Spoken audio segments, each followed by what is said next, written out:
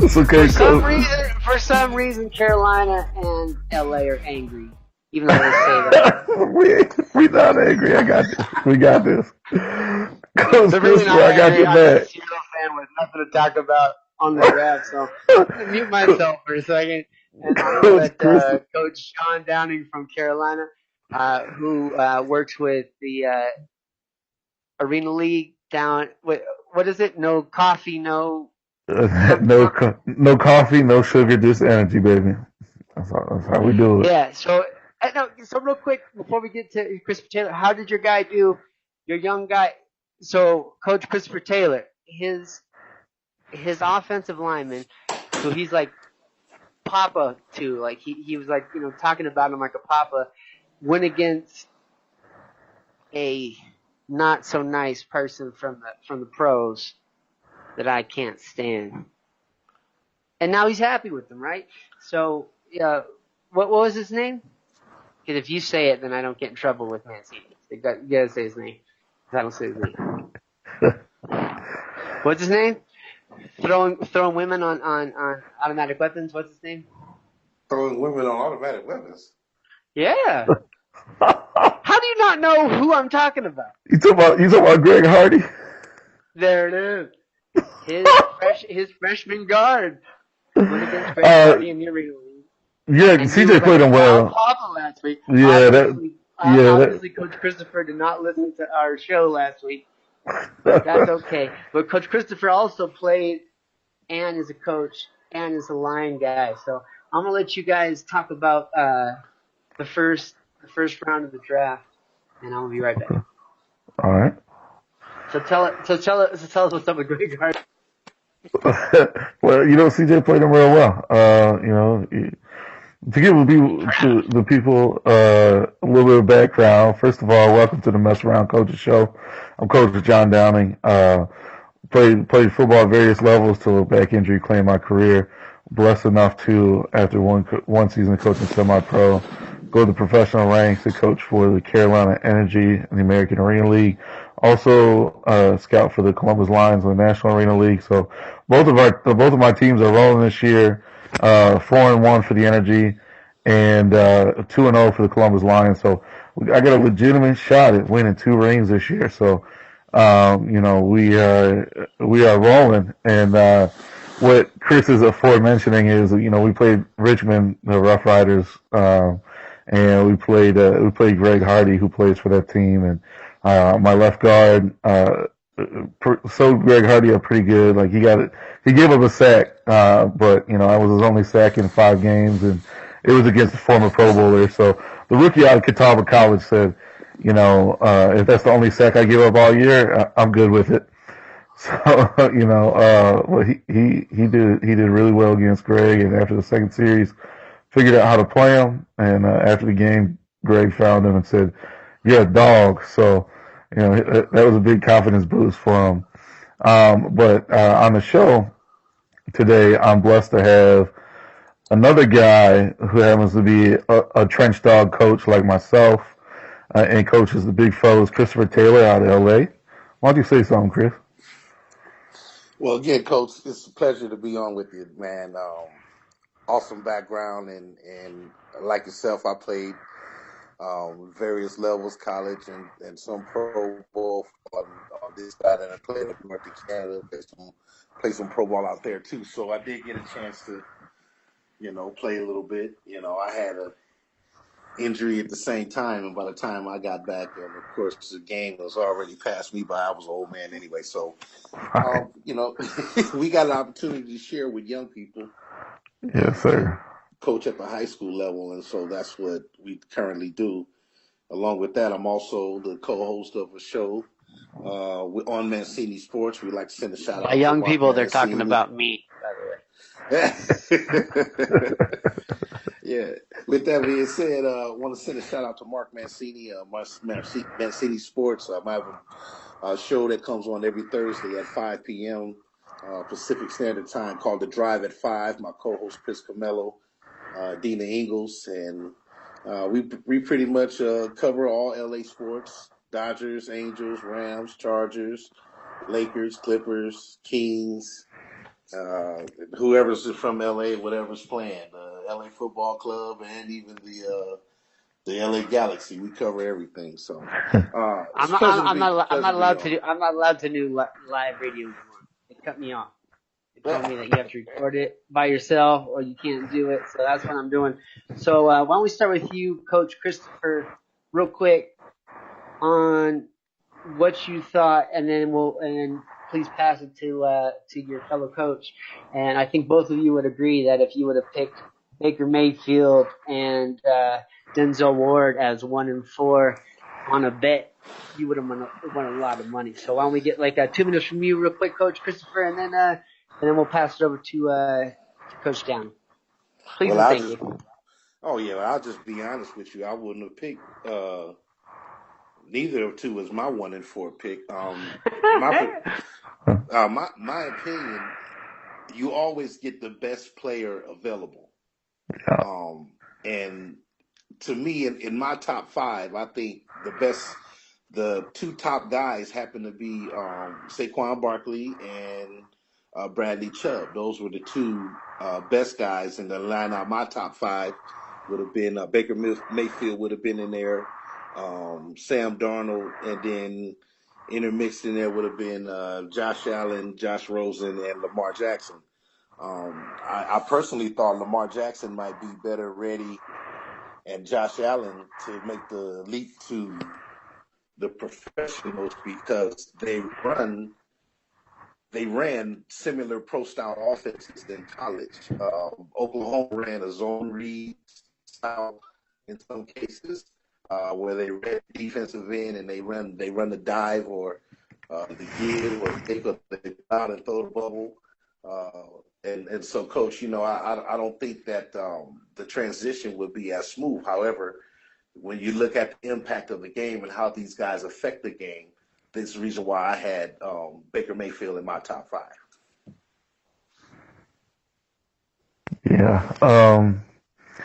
I definitely would have gone best player available. I probably would have taken Barkley, and then you got three quarterbacks that are talented enough to play at that level. Some would argue even uh, worthy of being a first round for a number one pick. So, I would say Barkley, and then the fourth round. Obviously, you're gonna have a quarterback there, so that's probably what I would have done. But the Browns, in a very Cleveland Browns way, found a way to bungle it up. Yeah. They could teach a seminar on how not to draft. It's kind of what Browns faithful and Browns fans. Um, it's one of those things that they should be expectant of. Right. Yeah, I agree. And I think the only thing I would have done different from what you said, Coach, respectfully, I would have taken Saquon Barkley with number one. And then when number four came around, I would have taken um, I would have taken Chubb because now you have the two best players available in the draft on your team that you are available to because if you take a running back, New York is not going to take a quarter. They probably would have been forced to take someone else other than, and maybe Chubb would have went there too. And if he did go, now you know what you're grabbing at number four. But Yeah. um, with New York getting Saquon Barkley, and if he has any kind of effect of impact on the game that I think he will, you probably just extended Eli Manning's life another 2 years at 37. Now you're looking at him playing into his 40s because all he has to do is hand the ball off and occasionally manage the game. And and Right. and and so I think that's what I would have done differently. And then you look at your defense. You have Garrett on one side, and on the other side of him, you have Bradley Chubb. I think that's a solid D line to start with. And when you have a strong defense, as you know, Coach, you can give a rookie quarterback a chance to develop because if he makes mistakes, you still have a competitive defense Right. that's keeping you in the game and keeping you competing. So just before I go crazy on all the quarterback stuff and why the Browns keep being the Browns and why the Giants are, I I have a very strong feeling about Saquon Barkley. The fact that I have, and this is the mess around coaches show, and I have two line coaches. I would love to hear about, because I know that Coach Downey is a huge fan about the two Notre Dame guys. Yes, And sir. that's got to mean that Christopher Taylor is a huge, either he's got to feel some kind of way about both of them, as well as Chubb. So what I want to get from you guys, what I want to be different from the other 1,000 podcasts that are going on tonight, as I have two offensive and defensive line coaches tonight. So why don't you guys go back and forth just a little bit on the two Notre Dame guys and whether they were over or undervalued, and then Chubb versus uninjured Chubb. I mean, is he the Clowney? Is he the Clowney? Is he the Clowney as far as, we have all those great stats in college, then he has an injury, and now, people look back. So I'd rather look to two guys that really know. I mean, because one of you guys, runs a show where you are really emotional about how you feel about certain things and about how line affects stuff, and trying to explain to Rams fans, who I'm going to kind of smash on just a little bit later, that line's important. And then you have another person who is just in love with uh, the Notre Dame prospect. So I would love to get you two to go back and forth. Why don't we start with you, Coach Downing, and giving a little bit about the two offensive linemen, and then we'll let Christopher Taylor go back and talk about that, and then you guys can give a quick interpretation on Chubb versus Clowney, and then after that, I'll explain to you why you're wrong about your quarterbacks. All right. Quick backstory: I grew up in a Roman Catholic family. My grandmother was from Plymouth, Indiana, so a little biased on my Notre Dame picks. However, they have been the product of consistency over there. Nelson with the 4 years and McGlinchey with the 5 years. They have been hard workers and grinders, and Coach Christopher, you can second the fact that it all starts. Games are won and lost up front, so you definitely need a baller in there and a someone who can be a game changer from the line position. And the fact that they did it so consistently, especially McGlinchey with 5 years, and he was coached by Harry Highstand, who was an NFL line coach. So he definitely learned from a professional coach, and a coach with a great background himself. So I just think it's a solid pick. Both of those, the Colts and 49ers respectively. I know I saw some earlier projections where Mayock said Quentin Nelson might have been one of the best overall players in the draft. So, they said potentially the best overall player in the draft early on. So, um, that's why I feel like they were a great value. I don't think they were overvalued, and I think they fell right along where their projections where they were going to fall. Excuse me. What do you think, Coach Christopher? Mute button, Coach Christopher. There we are again. My There it apologies. is. I agree, Coach. Excellent acquisition by you're looking at McGlinchey. He's 6'8", about what 310. He's strong. He's smart. He's physical. Um, and that's what you want in a tackle. You want someone uh, that's gonna be a monster out there. You want Yeah, an offensive guy with a defensive mentality. right. He's a brute. He's going to play physical, but he plays intelligent. He doesn't play outside of. He doesn't play within anger. I think I've only seen him really get beat bad a couple times. I know once was against. I want to say, uh, North Carolina State, maybe. I don't remember who it was. But great acquisition. And then, of course, if you're going to pay Garoppolo the money, you need to invest in some guys uh, that that are well coached, and that's why Notre Dame and Penn State, your Alabamas, they like to get their offensive lineman guys from there because they're well coached, they're hard nosed, and they play big and physical, and that's what you want. The best thing that ever happened to me is when I was told, hey, we don't need you on defense, we need you to play offense, but we want you to play offense the same way you play defense. Then it clicked for me. I can be the same aggressive person, and that makes you more valuable. You can't undervalue linemen that come with those tangibles. And like you said, Coach, you can't. You know, they're worth first round draft picks to me, especially when the rest of the draft back. When the rest of the class, to me, aren't truly class. Your receivers, there's really no really high class receiver out there. Not a single receiver so far.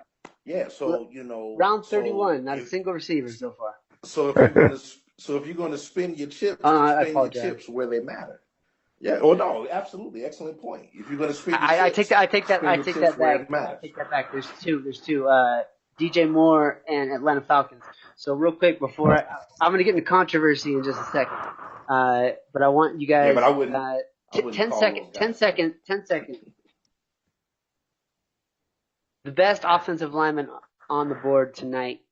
Let's go with Coach Christopher first, and then Coach Sam. So Coach Christopher, best offensive lineman, game changer. I've got to go with the Niners pick. I got to go with because they need an interior guy, so he'll probably go play. But you know that's hard because I think both Notre Dame guys will play right now. Yeah. But McGinch, how you say his name? McGlinchey.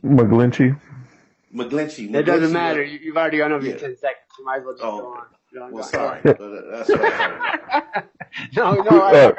I'd rather you guys give a real answer than give my nonsense 10 seconds. So why don't you give us as much time as you want on McGlinchey, and then the other coach can give us a little bit more on the other guys. So rock out. Why the Niners just score huge tonight, Coach Christopher? Oh well, because you know they have someone that's going to help protect Garoppolo. You got a young quarterback. You bring in a young offensive line, and they'll mature and grow together. You talking about chemistry. You talking about bond. You talking about loyalty. That's what you want with a quarterback offensive line relationship. And so you bring in a guy while he's young, and they have the opportunity to gel. Staley's back. All right, Coach Downey. I agree, but I'm gonna take the cop. I'm gonna take the cop out. I'm gonna put them both on the same level. I'm saying Nelson and McGlinchey. You know, they both will come in and play right away. Nelson, I've heard be called a Pro Bowler at this point already. McGlinchey, what they're planning to do, he struggled at times at left tackle against Miami, but they're planning to put him on the right side, which was where he started his career at Notre Dame. So, you know, it's a steal for the 49ers in that they just gave Jimmy G so much money. They really need to do what they can to protect him. And, you know, initially I'm hearing the plan is to play McGlinchey at right, and then when Joe Staley retires in a couple of years, slide him over to left when he's got a little bit more experience in the league. So, but they're both day one plug and play starters. So I think it was great value, and I feel like they're both the same kind of athlete. All right, so let's get a little controversial for a quick second.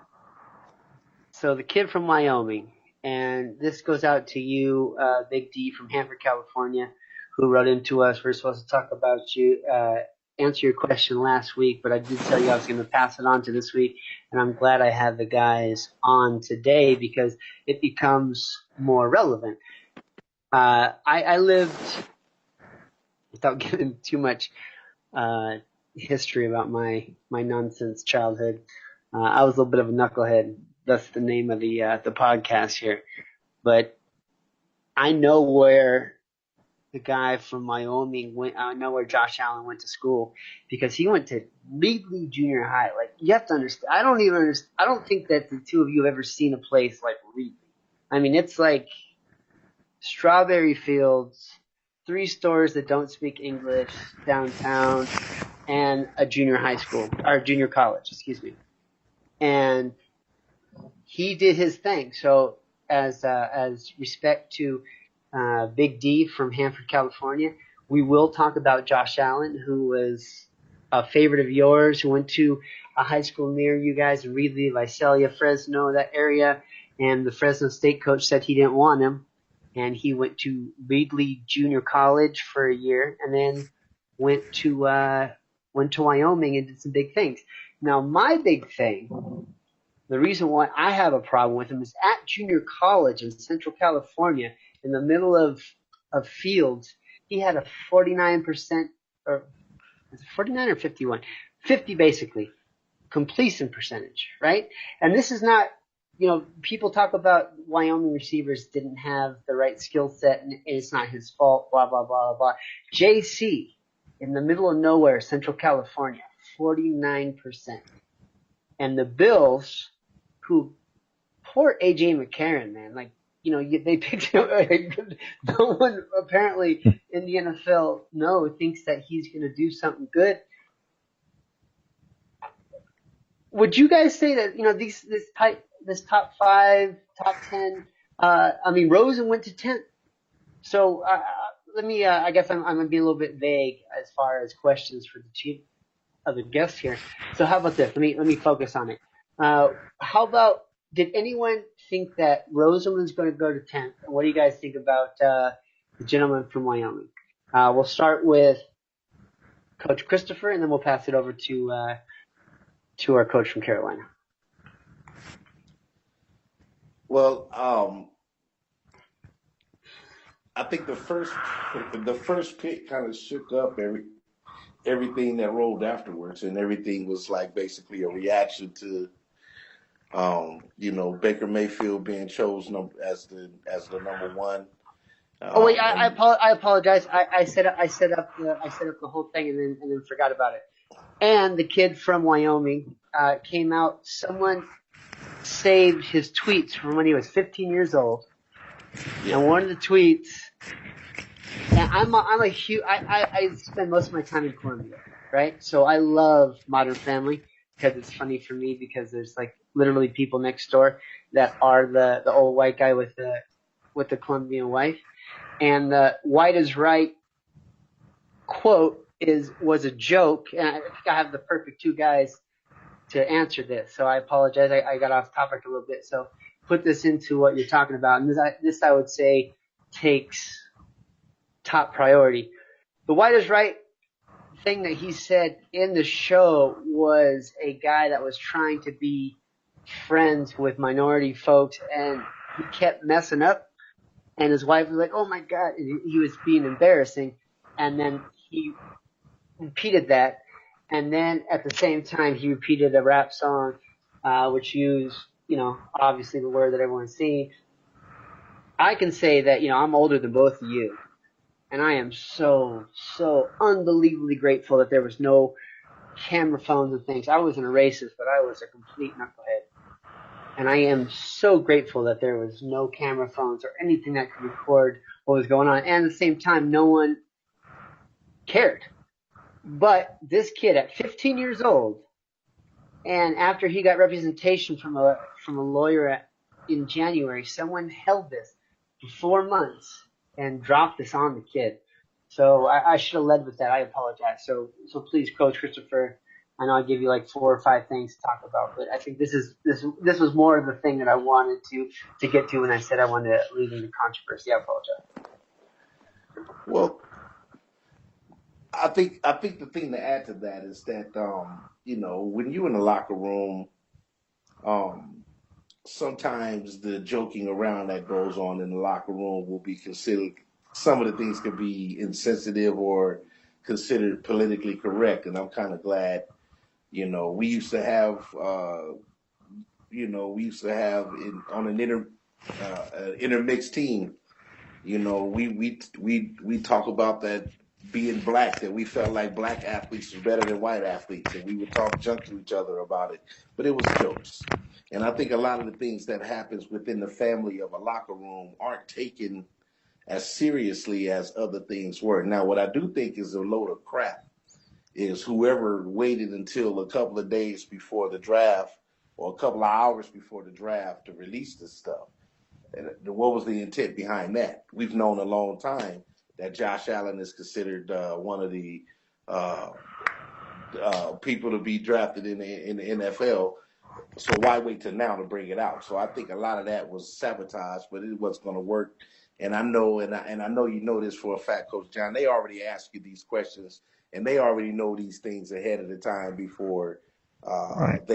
when they interview you, and so they were ahead of the game on this. And I'm just grateful that it didn't affect this young man's draft status, but I do Right. believe he's got some work to prove in the locker room. You understand what Yeah. I mean, Coach? Yeah. Exactly. No, I totally agree.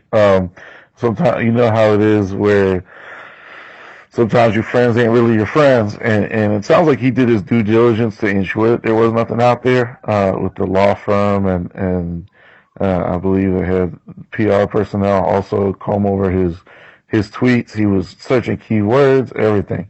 So he did as much as he could to remove that. So, like you said, it must have been something that screenshotted, or saved the tweets from however long ago, and just held on to it to his shining moment, just to try and take him down. And it had to have been somebody in his camp. There's no other way that happens um, in my opinion. There's no other way that happens. So I definitely think that but that just goes to show you got to make better choices as far as who you surround with in your circle. You know, obviously you're not going to think that a friend is going to backstab you or have you, but it had to have been someone close to him. And Or, or, it's just or not even close. I agree with you. Not even necessarily close to him, but that was there or involved. You right, know, right, because I had a situation just to explain. A guy we started off as friends, but when I got recruited as a freshman, he walked me around the campus and got me a job at the bookstore, and he was kind of tutoring me and this, that, and the other. But then when they announced the starting lineup, coach, they put me in as a starting guard, and I ended up starting over him, and he started in that position the year before, and of course he had some salty feelings, you know, and I had to understand that he had these feelings. You know what I'm saying? So yeah, sometimes guys hold on to grudges and stuff like that because, oh, he did this, or maybe he took my position, and I'm going to find my opportunity to get him back. And I just hate that. They didn't. Well, let me not say. I'm just grateful that it didn't affect his draft status. Wouldn't you agree?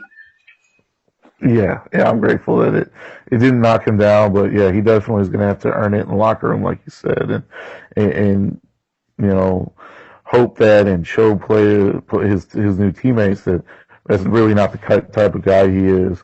That's not how his subconscious is set up. So he's definitely going to have an uphill climb there. But Because that locker room in the NFL is going to be a lot different than the locker room in Wyoming, right? Well, no, I don't know that. I ask don't know. asking more than Tim.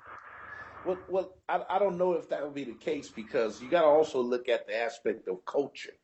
Okay, there's a hip hop culture nowadays that's all of Can these I can I can I millennials ask you grew what up can I hearing. ask you one more question that I want you to add on to because I can tell you're about to go into something really important and I want to hear what you have to say. But you remember the guy from Philadelphia, Yeah, Cooper, Riley um, Cooper. Riley Riley Cooper. Cooper? Yeah. So if you could please mix that in with the difference between the two and the locker room, I'd love to hear from you too. First, Coach Christopher, and then Coach Well, Jennings. Thanks for letting me well, it's jump in. it's the Sorry same about that. thing. It's the same thing what I was saying. That was a different time frame. At that time frame, the culture, and I'm going to say I'll just use the hip hop culture. Um, the rappers nowadays, everybody's listening to them. When I grew up, really, rap was a quote unquote a cultural thing for the people of my race, my culture, black culture. We listened to hip hop, and everybody else had their own music. Now, hip hop has kind of transcended race, and it is now a culture within itself. So I think the locker room would be different now versus it would have been, say, if this same thing happened 20 years ago when I was in college or when I was playing ball. It would have been a different take on it because of the time frame. What had to happen for Riley Cooper is that it took Michael Vick to kind of bring him along, say, "Hey, it could have been a bad situation. I don't think you're that person." And he befriended Riley Cooper, and that kind of revitalized his reputation in the locker room because of the effort that Mike Vick, went. But you got to look at the fact that Mike Vick understood ridicule. Let me help you through this. Let me show you how you handle this as a professional. Dogs are better than people. Yeah. They're more loyal.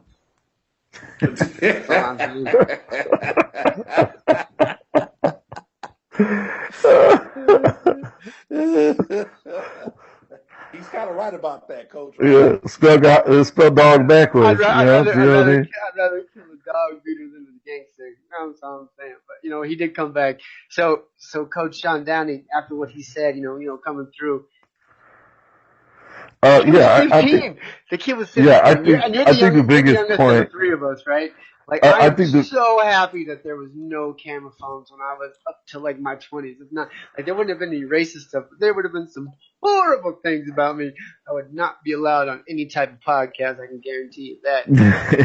But I think the kid was contrite, and I don't know, he was supposedly quoting some stuff when he was 15, and now he's graduating college, and someone held it and then let it go a few days before he was about to make the biggest money grab in his life after what he's worked on. So, I know Coach Taylor talked about it. I mean, what do you think about that? I mean, is that just hater, or is that, an agent? What do you think? I mean, I know we can't give the answer, but what do you think? I don't think it was an agent. I do think it was somebody, that was in his circle. Now, I know I saw some press where he said some of his friends, they used to share each other's phones to tweet. I think that might be some spin control. But if that is the case, it could have been one of his friends who screen grabbed that. Now, regarding the Cooper, I think there are two different situations because of the age Josh was when he made his mistake and went off the cuff, whereas Riley Cooper was quite a bit older, should have known better, and I just think the age difference makes it to where, I'm trying to think of the word to use, but I think it makes it not acceptable, but less of a stigma than Riley Cooper's situation.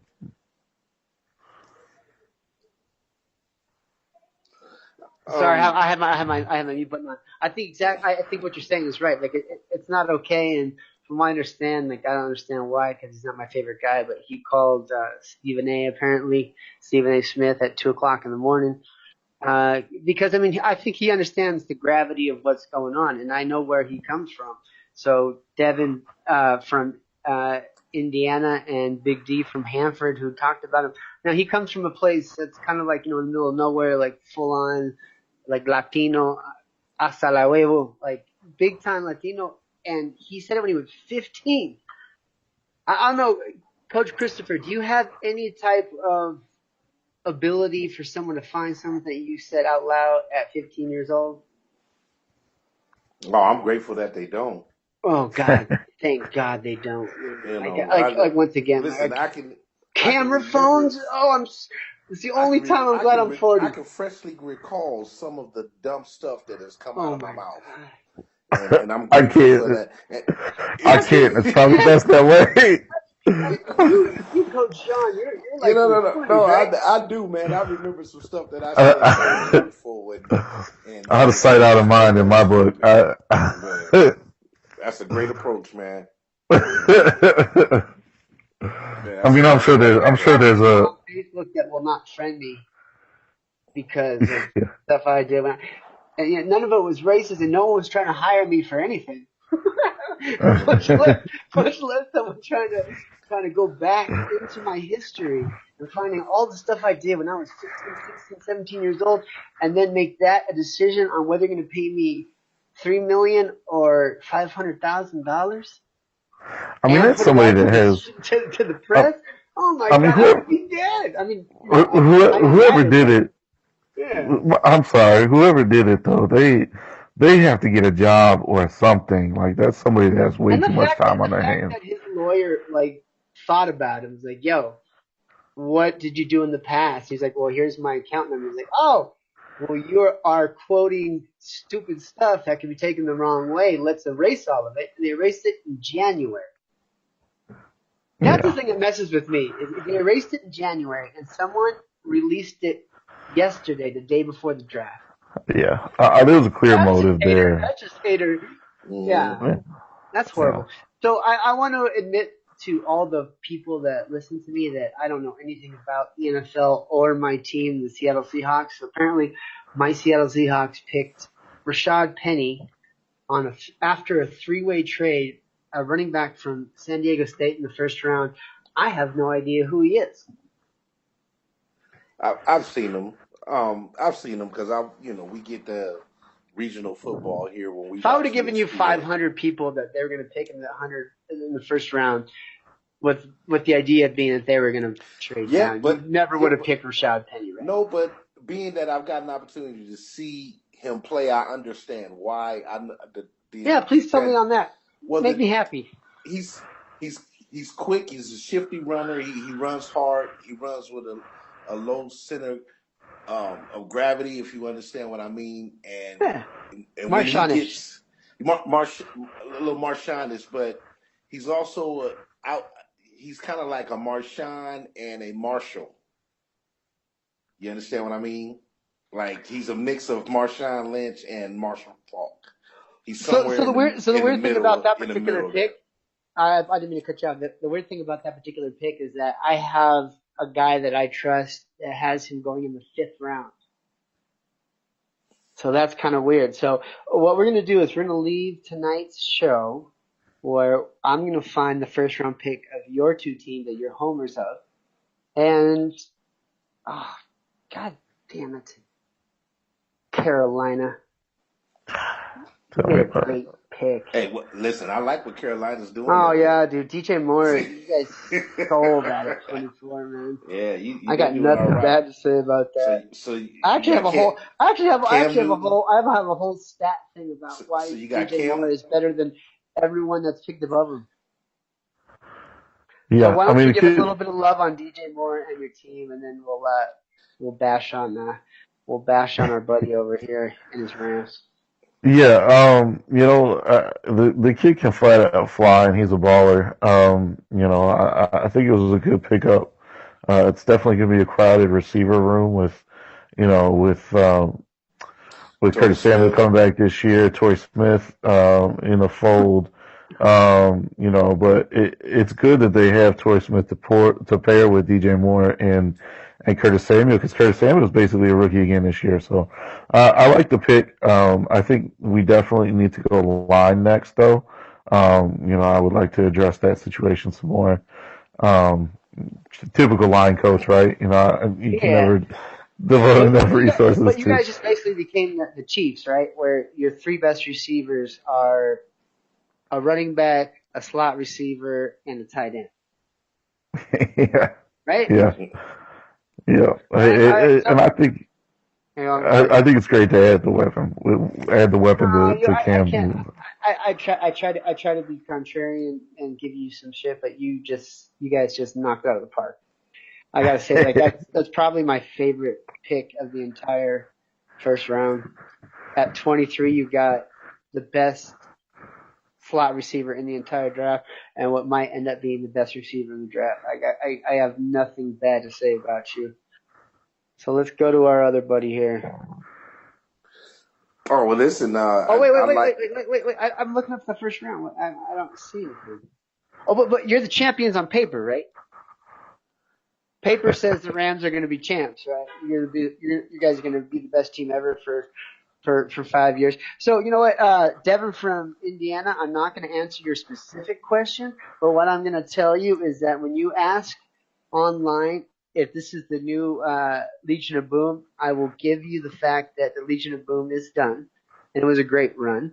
But the Legion of Boom also was the best scoring defense in history for 3 3/4 years, which has never been done more than a year and a half. So how about you play a game before you start talking about how great your defense is. Okay, that's just because I got like 50 Oh emails my from God, from Devin. But that's you that gotta sounds like understand that. so Like I much got haterration nothing to right go there. on this year. Like I'm That is stuck. straight Like we suck, man. haterade right there. But you If you guys are wanna know great. what haterade Defense is tastes great like, on that's it paper. right there, Coach Jay. You heard me? If you want to know, Coach Downing, if you want to know what haterade is like, that's it right there. That is it All right right. Well, there. I'm gonna let you answer our good buddy Devin, who's been a listener for a long time, and you can talk about that, and then we'll let Coach Downey go, and then we're gonna close out. Please, after you guys give your take on the Rams, which is the only way I can get Coach Christopher on this show. No, it's not the only way. No, it's not the only way. This is actually our most popular new show, by the way. Coach Christopher, and thank you again, Coach Downey, for making it the Coach Show. And we want to send out a bunch of love to Coach Shane, who is actually In doing his job man, and yeah. standing side by side with Evander one of his Holyfield, clients, baby. The real USC deal. guy. I don't know who the guy is because Shane is secretive about that, but I hope he knocks the hell out of whoever he's fighting. So why don't you tell us about the Rams and why they're great, and then why don't you let other coach tell us why the Panthers are going to beat them in the championship game. Both of you guys, please plug your places and your other shows, and I want to thank you again. And after that, I'm going to sign out. So give us some love to Devin from Indiana. Why are you guys not just paper tigers? And we'll let John Downey go for it. And please make sure after each comment you guys give us where we can find you. Absolutely. Well, absolutely. We do want to give a shout out um to our listener in Indiana. Was it? I think Indiana, is it Devin in Indiana? That's a long way to be a Ram fan, but we appreciate the love, brother. Um, so on paper, of course, we look like we should be repeat as the NFC West champions. And reason being, we've upgraded the defense on the areas that we were weak. The secondary has gotten upgraded with the acquisitions of Akeem Talib and then Marcus Peters. So we've got that solidified. I think, of course, in Dominican Sue on that front three with Aaron Donald and Michael Brockers makes us strong contenders. You sign Longacre and Sasson Beckham to give you your edge rush. And so you just looking to fill one of the linebacker spots, the opposite one of Mark Byrne. That's probably going to be occupied by either Little John, the guy from that we just acquired from Kansas City. His name sits down on me, and Hager from last year. So one of those guys will compete for that one other linebacker spot. Now, if in the draft coming up and in the third round, I'd like to see us, of course, draft some more young offensive linemen. We have about 5 linemen who are approaching either contract years or on the end of their agreements, and they'll be restricted free agents and unrestricted free agents. And I know Sullivan is one of those guys. So you want to draft offensive line guys and also defensive line guys. I think we need to draft defensive line guys. I don't So, know what Coach Downey, take half that time and tell us how your team did last week too. Yeah, we I'm cutting Coach Christopher off in a loving way because we love him. And please, I guarantee folks that Christopher and John are gonna be in contact, and you're gonna see Coach John on the live show with Coach Christopher in the coming year because they are birds of a feather. So absolutely. let me cut Coach Christopher off just a little bit, and why don't you tell us how your team did, and I hope your rookie killed that woman beating Always. asshole, and Yeah. and give us a plug. Yeah, we definitely went down to Macon, Georgia, and took care of the Georgia Doom. It was an explosive, high-scoring game. The final was 80-70. There was virtually no defense at all, but that's how arena football is to an extent. It was a high scoring affair. The last 3 minutes were very wild. We were up by 17. They scored to cut it to 10. They did an onside. Their kicker recovered it at the 9, but poor officiating said that his momentum carried him over the 10, so they gave it to him anyway. So they marched down the field, scored, cut it to 3. I'm the assistant special teams coordinator. I told my guys we got to be aggressive. We got to go get that thing. And a name that you may know, Chris Monterio Hunter, who had some time with the Seattle Seahawks. He was my returner in the 1 position, and he was able to scoop that onside kickoff up, and he had fielded it at the 4 and basically walked into the end zone. We kicked it away again, and they went down and scored with 32 seconds left. They did the onside again. My takeout guy did an excellent job, took out 2 guys in the same shot, and Monterio, the former Seahawk, scooped it up and scored again. So, okay. You're a proud papa. Jesus. I am. Both of you two. Like, one with the Rams, the other with all his guys he coaches. Like, the idea was like a 10-second quick plug, and then tell us where to find you. And both of you guys talked about your team, your show, and then John is like, John is like, my Ricky at guard will kill anybody, including that washed up Carolina Panthers. So I'm gonna give you guys another quick second because I love you guys and I want you guys to go on. So real quick, Christopher Taylor, I believe that a lot of people who are listening to this listened to you before, so why don't you give us a plug on your live show and where they can find you. And after that, we'll let John give a quick plug on his stuff. And no Papa, no proud Papa, no, the Rams are good, Carolina's good, all the guys you coach are good. We love you guys and thank you so much. But why don't we go? Christopher Taylor, tell us where we can find you. Well, one of the places you won't find me is at a Seattle Seahawks game with a Seattle Seahawks jersey on. Listen, we're great. I can mute your ass, right? I can mute you right now. He's gonna tell you your time's done. I can mute you right now. All right, I'm sorry about that. By the way though, Coach Christopher Taylor, I respect your holiness, and that's awesome. Please give a shout out to Big D in Hanford, California, and Devin in Indiana, who only wanted to give a question if it went to you. So give some love to them. And then this year, you guys gonna be in the fantasy deal. And if I win again, I've won like every fantasy thing ever on this deal, like 5 of 5.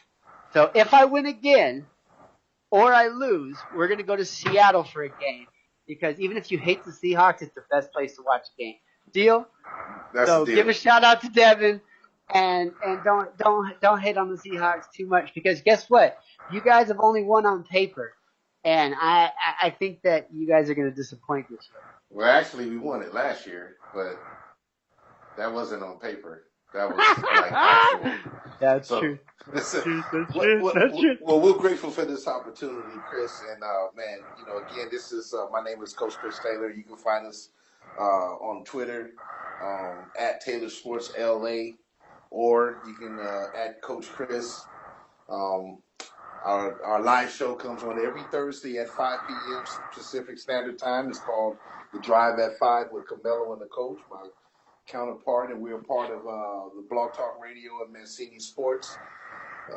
Shout out to Mark Mancini and to Dina Ingalls and to Chris Camelo, Benny Bam, and all the faithful listeners. And Darren, and we're sending you a shout out, man. So, feel free to call in on our show, 347-205-9631. And that's every Thursday at 5 p.m. Thanks a lot. Yeah, my plug's going to be really fast. You can find me on Facebook, John Downing. You can find me on the gram at Coach John Downing 62. Go ahead and follow the Carolina Energy, like the page on Facebook, Carolina Energy, and follow us on the gram at Carolina_energy. Hopefully, I have talked Coach Christopher into being a part of our Thursday show every week after he gets done with his show. As he mentioned on Mancini Sports, Mark Mancini is the godfather to everything that we've done, so I give nothing but love and respect to Mark Mancini. www.blogtalkradio.com/Mancini Sports. We do our Tuesday show there. Our Thursday show, it will be the coaches show with Coach Christopher and various other coaches. This week we're lucky enough to have Coach Downing. Yeah, it's the first week. It's like I always use the thing like when you see the Thanksgiving stuff and you're looking forward to Christmas when you're a little kid, like the draft is Thanksgiving decorations, man. Like the NFL is starting again. And I just killed it on DraftKings tonight on MLB. So we got a bunch of shows coming up with fantasy coaches show. John Downey is going to be a very frequent guest on everything that we do, especially when we start on the Tuesday show on Mancini Sports, the division by division breakdown. He will be our NFC South guy. So I want to thank the two coaches for coming in. I don't know why, but I can tell that some of the coaches, as well as, I don't know if you guys listened to Adam Schefter today, but he seemed to be a little bit bitter too. Same with the same two coaches. It's competition time. And so this is probably going to be one of the last times I get to say, Coach Downing, right now the Seahawks and the Rams have an equal record. Yes, sir. Yeah, unfortunately, that's probably going to be the last time I can say that, though. Because I got to admit, as much as I want to talk some smack, I think that team looking pretty good. I can say everything I want to say that they're only good on paper, but the reality is they're good everywhere. For Coach Downing, for Coach Christopher, because of the fact that I got two hip-hop heads, I'm going to put something crazy on. So don't sue me. I put on something hip-hop that was put on by someone else, so don't sue me because I don't know what I'm going to do. Actually, I do want to do. This is going to be the month of Run the Jewels. So it's going to be Run the Jewels all month long. So Run the Jewels, don't sue me. So that's going to be the intro and the outro because I'm looking at Coach Christopher's angry picture. I think that it fits really well. For Coach Christopher, for Coach John, I appreciate all you guys and talk to you soon. All right, sounds good. Thank you. Have a good one.